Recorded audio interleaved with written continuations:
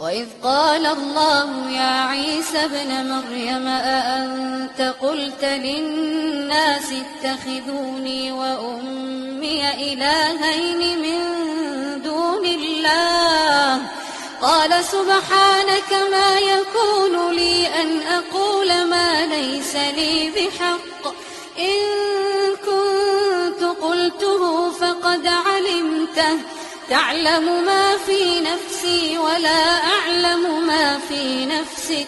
إنك أنت علام الغيوب ما قلت لهم إلا ما أمرتني به أن اعبدوا الله ربي وربكم وكنت عليهم شهيدا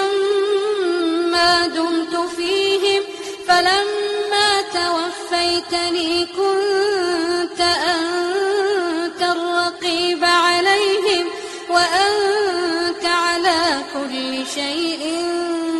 شهيد ما قلت لهم إلا ما أمرتني به أن اعبدوا الله ربي وربكم وكنت عليهم شهيدا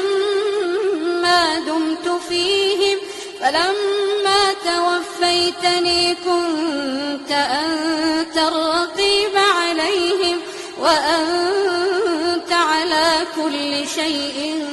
شهيد إن تعذبهم فإنهم عبادك إن تعذبهم فإنهم عبادك إن تعذبهم فإنهم عبادك وإن تغفر لهم فإنك أنت العزيز الحكيم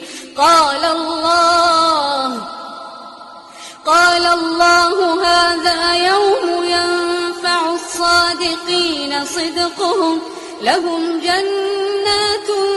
تجري من